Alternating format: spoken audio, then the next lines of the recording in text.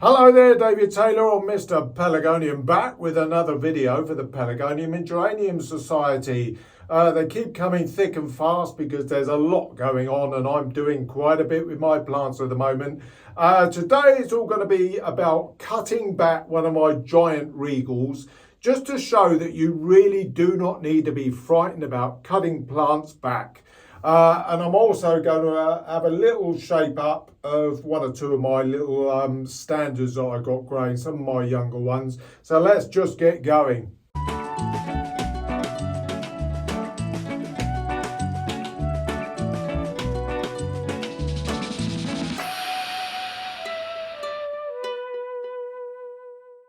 Hello there, well, welcome back to the channel.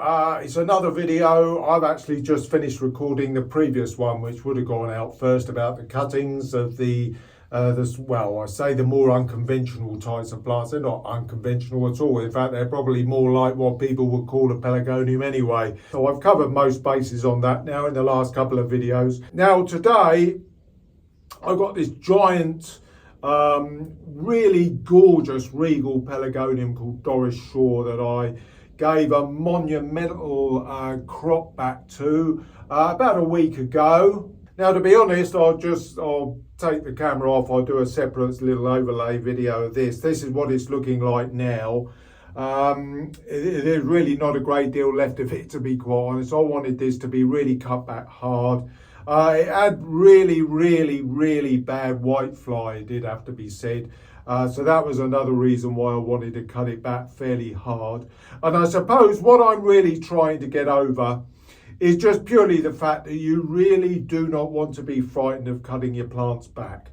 As long as you just primarily make sure that that root ball is fairly dry. You know, you can hack them down really quite severely, and I've taken probably at least 50% of the growth off of this.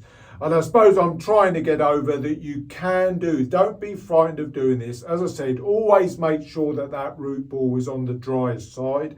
Maybe not totally bone dry at this time of year. Obviously, if you were cutting back in, say, autumn, spring, or even maybe in the winter, then that could pose problems. You need to make sure that the root ball is bone dry. But I will be cutting some plants back. I don't want to film them all, so I thought this was a good example of one which was a beautiful plant that I really wasn't frightened of cutting back. Right, so here we go then, straight in with my scissors. What I'm initially doing is basically just doing an initial trim back, just so that I can see the shape. Now, I know the shape of this plant is pretty good. If anything, I just want to pull a bit in at the sides to get a little bit more height, so it's a little bit more rounded. I think the plant's got very big and has basically got quite flat. Now, you can see already I've had to sort of keep emptying my bucket. I go backwards and forwards to the recycle bin, our garden waste bin, several times during this cutback process. Now, as I say, I'm doing a relatively light trim, probably a quarter at this point. In a moment, I'll be taking it up to the top of my bench so that I can work on it and cut it back harder. Now I've got the basic shape, I can just go in and cut it back to a slightly deeper level. Probably I will be taking off in total around about a good half of the plant. Now, one of the problems that I did have with this plant is that it was quite badly infected with whitefly.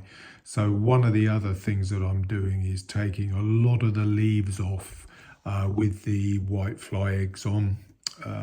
It was really quite sticky as well. I didn't realise that it had got so badly infected with whitefly, but it's something that I've just really had to get on, which is the reason why I'm probably taking off more leaves than I actually would have done normally.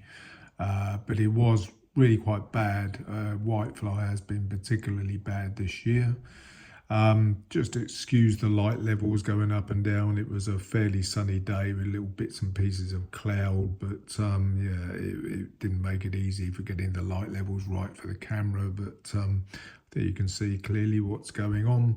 Now this standard Regal, I mean, I do love growing them. They're quite difficult to grow, and yeah, it really is nice when you get a good sized Regal Standard.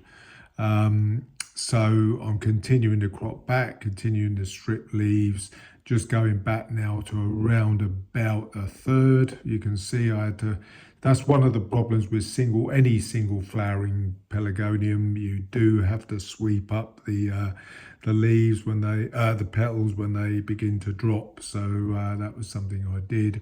And I'm continuing here to pull off some of the leaves, and I'm going to get on in a moment, give it a good spray. I didn't know that I was going to be narrating it, so you see me speaking now and again, but there it is, the spraying, and that's the end of it.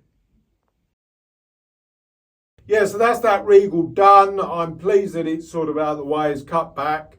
I'm still spraying it. It's got the odd white fly still growing around on it, even though it was sprayed thoroughly. But yeah, I'm just getting over. Don't be frightened to give your plants a really good haircut. Pelargoniums are really tough plants, and you can get away with doing all kinds of things with them, such as hard cutbacks. Now, something else that I have been doing, if I just home in over this way. Now, I've got these two lovely young Phyllis Standards. I lost one of the big ones that I had. I lost that over the winter, just brought it in and it was too wet, and I didn't let it dry out. Well, it couldn't dry out. The weather had cooled down too much by the time that I got it in, and it died. But with unique type pelargoniums, you really do need to ensure that they get bone dry through the winter. From October right through to March, I need very little in the way of watering and feeding. I mean, I would always feed them in the winter anyway, but they're really not getting any more than a dribble on the top of the compost if they're in a big clay pot, over the top once a month, if that. But these are grown on nicely now. In the summer they grow quite quick, and they do need as much water as any other pelargonium really. But what I've done, I'm just going to sort of insert now. I've cut out the flower stem, very similar to what we saw in the cuttings video previously. I took out the flower stem and a lovely growth stem coming up here, and I've just literally taken out the top of the of this growth stem here, because I want now the head to form from these three stems. We've got that one growing out, and we've got this one growing up as well. But this one's taller. It is quite simply a balancing act of tempering this one down and letting these two grow up to sort of balance it all off, which is the shaping is all about balancing. And that's what I've done in this case.